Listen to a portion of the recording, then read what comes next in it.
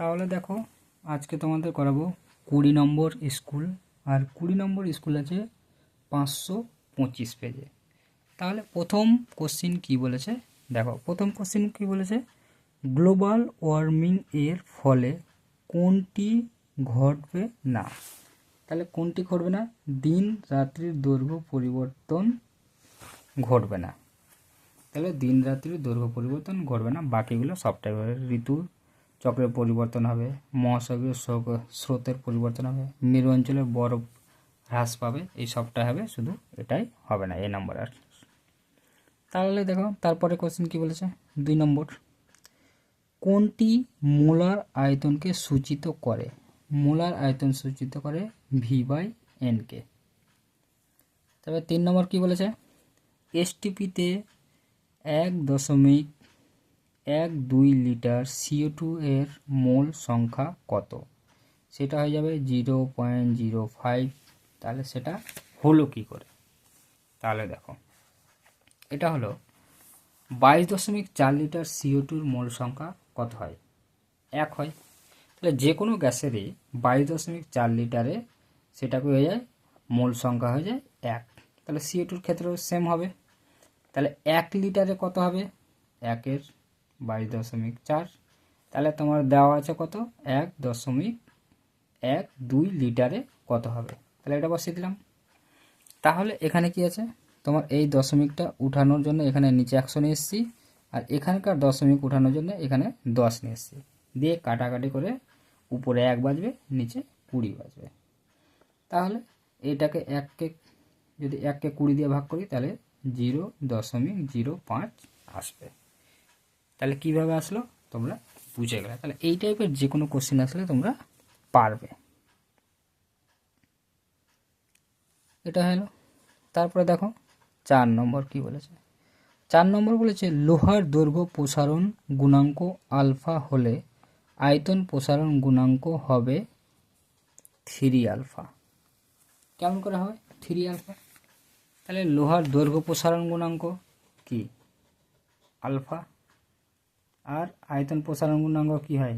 Gamma. আর এর মধ্যে সম্পর্কে কি হয়? 3:2। তাহলে এটা হয়ে গেলে গামা সমান মান কত পাবো? তাহলে এটা গুণ করে দিলে কি 3 আলফা হয়ে যাবে না? কোনাকুনি গুণ করলে, ওই জন্য এর মান বেরিয়ে গেছে তোমার 3 আলফা। তাহলে কিভাবে হলো বুঝে গেলেন।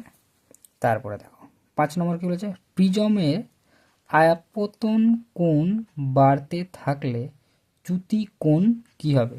প্রথমে কমবে, আবার পরে বাড়তে লাগবে। তারপরে 6 নম্বর কি বলেছে, আলোর প্রতিসরণে পরিবর্তিত থাকে। আলোর প্রতিসরণে পরিবর্তিত থাকে, সেটা হয়ে যাবে তোমার কম্পাঙ্ক। অপরিবর্তিত থাকে, অপরিবর্তিত থাকে, সেটা হয়ে যাবে কম্পাঙ্ক। কম্পাঙ্কের কোনো পরিবর্তন হয় না। তারপরে 7 নম্বর কি বলেছে, সমান দৈর্ঘ্যের একটি মোটা ও একটি সরু তামার তারের মধ্যে দিয়ে একই তড়িৎ প্রবাহ মাত্রা একই সময় ধরে পাঠালে কোনটি বেশি গরম হবে? যার রোধ বেশি তা সেটি গরম হবে। তাহলে তড়িৎ প্রবাহ মাত্রা যদি একই পরিমাণে পাঠায়, তাহলে যার কী হয়ে যাবে, দৈর্ঘ্য সরু হবে বেডটা, তাহলে সেটার রোধ বেশি হয়ে যাবে। তাহলে সরু তারটার রোধ বেশি, তাহলে উত্তপ্ত সেটাই বেশি হবে। তাহলে অ্যান্সার হয়ে যাবে তোমার সরু তারটি। তারপরে 8 নম্বর কি বলেছে, কোনো পরিবাহীর রোধাঙ্ক 5 ইন্টু কত আছে 10⁻⁸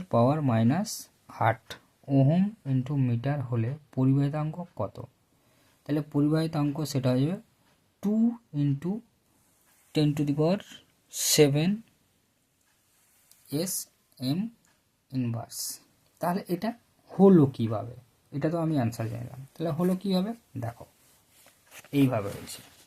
তাহলে আমরা জানি পরিবাহিতাঙ্ক সিগমা সমান 1/রোধাঙ্ক তোমার রো। তাহলে পরিবাহিতাঙ্ক সমান 1/রোধাঙ্ক। তাহলে আমাকে পরিবাহিতাঙ্ক বের করতে বলেছে, আর রোধাঙ্ক কত দেওয়া আছে 5 ইন্টু 10⁻⁸। তাহলে 8 দিয়ে দিলাম। তাহলে এখানেতে যে তাহলে আমরা কি জানি, নিচে যদি কোনো সংখ্যা থাকে তার পাওয়ার যেটা থাকবে উপরে গেলে কি হয়ে যায়, প্লাস থাকলে মাইনাস হয়ে যায়, মাইনাস থাকলে প্লাস হয়ে যায়। এটা তোমরা সবাই জানো। তাহলে 5টা যেরকম আছে সেরকম দিলে এটাকে উপরে নিয়ে চলে গেলাম, ঠিক আছে। তাহলে এখানে কি আছে, 10-এর পাওয়ার কত আছে, 8, মানে কি 1-এর পরে কি আছে, 8টা শূন্য আছে। তাহলে আমি কি করলাম, কি এখানে একটা 10 ইন্টু কী করেছি, 10-এর পাওয়ার 7 করে দিয়েছি, 8 ছিল, তাহলে একটা 10 করে দিয়েছি। তাহলে এখানে এবার কি করব, কাটাকাটি করতে হবে, 5 দুগুণে 10, তাহলে নিচের 5টা কেটে গেল, তাহলে 2 ইন্টু কত হয়ে গেল তোমার 10⁻7 SM ইনভার্স। তাহলে কিভাবে আসলো তোমরা আশা করি বুঝে গেছো।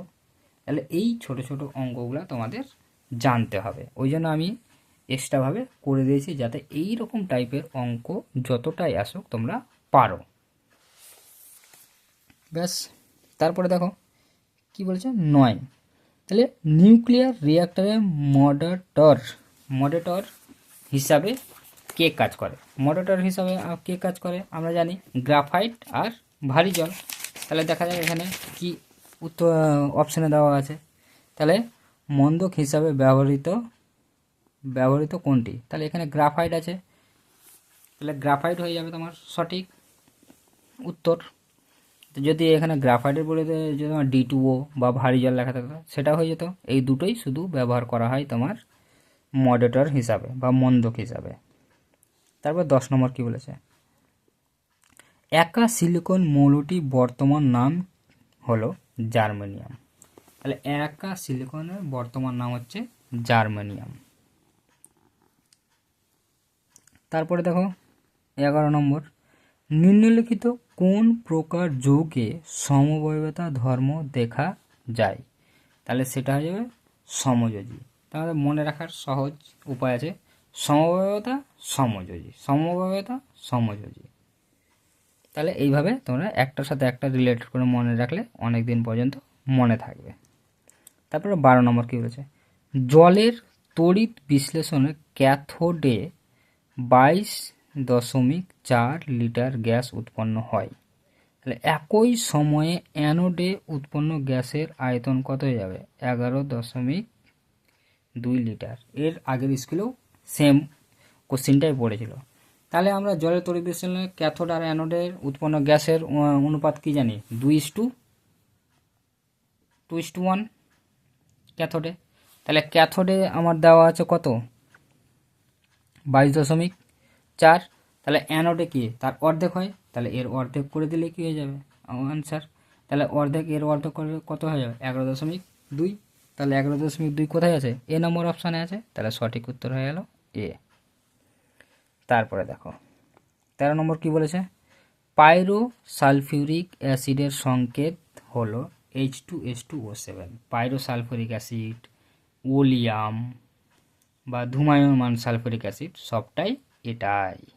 তাহলে এই কয়েকটা জিনিস মনে রাখতে হবে, একটাই কোশ্চেনের এটাই অ্যান্সার, H2S2O7। তারপরে দেখো কি বলেছে 14 নম্বর, জলে কোন আয়নে উপস্থিতির মরচে ধরাকে ত্বরান্বিত করে। তাহলে জলে কোন আয়নের উপস্থিতিতে মরচে ধরাকে ত্বরান্বিত করে, তাহলে এইটা হয়ে যাবে ক্লোরিন মাইনাস আয়ন বা SO4 মাইনাস আয়ন। কিন্তু তোমাদের টেস্ট পেপারে এই অ্যান্সারটা তোমাদের ভুল দেওয়া আছে কত, ক্যালসিয়াম 2+ আয়ন, না ক্যালসিয়াম 2+ বলছি, OH মাইনাস আয়ন তোমাদের অ্যান্সার দেওয়া আছে বইয়ে। তাহলে তোমাদের সঠিক অ্যান্সার হয়ে যাবে ক্লোরিন। তাহলে দুটোই জলের মধ্যে ওই মরচে ধরাকে ত্বরান্বিত করে, তোমার ক্লোরিন মাইনাস আয়ন আর SO4 মাইনাস আয়ন। তাহলে এই দুটাই করে, তাহলে এই দুটোর মধ্যে যে কোনো একটা দেখলে টিক মেরে দেবে। তাহলে এখানে কি আছে, দুটোই একসাথে থাকবে না, তাহলে এটা যাবে সঠিক অ্যান্সার ক্লোরিন। তারপরে দেখো 15 নম্বর কি বলেছে, প্রোপাইন যোগে H+ পরমাণুর সংখ্যা হলো, প্রোপাইন যোগে H+ পরমাণুর সংখ্যা হলো তোমার 4টা। এটাও তোমাদের টেস্ট পেপারে ভুল করে দেওয়া আছে, তোমাদের দেওয়া আছে এ নম্বর অ্যান্সার 6টা দেওয়া আছে। প্রোপাইন মানে কি, প্রোপ মানে কি 4টা কার্বন,